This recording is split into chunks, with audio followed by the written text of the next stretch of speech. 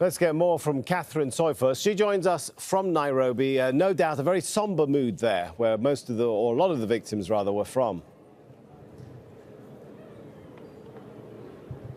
Absolutely, a very somber mood at the airport. We saw relatives were very distraught, just trying to understand what exactly could have happened. And right now we are at the UN complex. There's this big conference that you mentioned, the UN Environment Assembly. Some of the passengers were delegates who were coming here, others were UN workers. There was a moment of silence when this ceremony was starting. Very sad start to this event that's going to carry on through the day. And joining me to discuss this further is Siddharth Chatterjee, who is the UN coordinator of the Kenyan office. Thank you very much.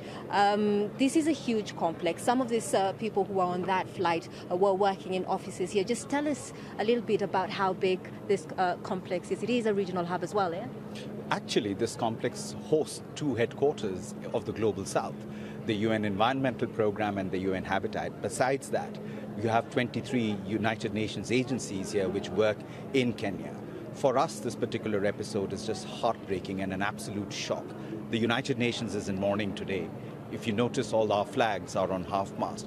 The United Nations Secretary General, Mr. Antonio Guterres, has put out a very poignant condolence message to everybody. Not only have we lost 19 UN staff, but we've also lost 32 Kenyans. And, you know, it's just in seconds that you've lost so many people. But for the loved ones, this is going to be a lifelong of remembrance and mourning. So we are deeply shocked by what happened. Is there any detail you can give us about this UN workers? Where were they coming from? Were they all based here? Were they coming for this conference?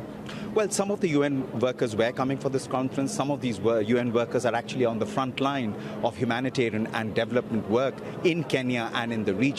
So they were coming from different perspectives. But certainly there were certain subject matter experts, there were language experts, etc., who were coming here for the conference itself. So it's been a setback, you know, on all counts. But having said that, you know, the UN is a resolute organization. And as the UN Secretary General always reminds us, that our work is to advance humanity.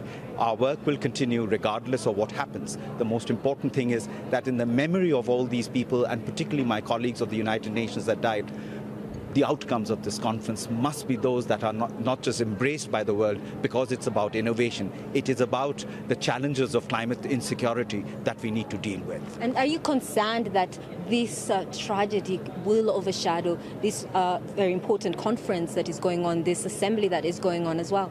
I think today, when you would have noticed the moment of silence, there is a unity of purpose that events like this will not discourage us, but actually spur us into action and make sure that we have a successful outcome of this.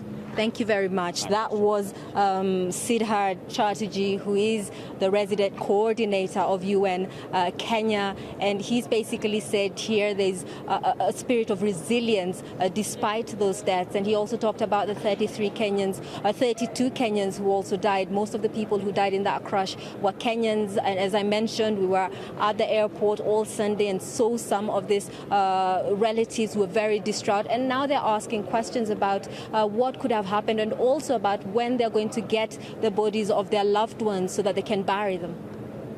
All right, we'll leave it there for now. Thanks so much, Catherine Soy.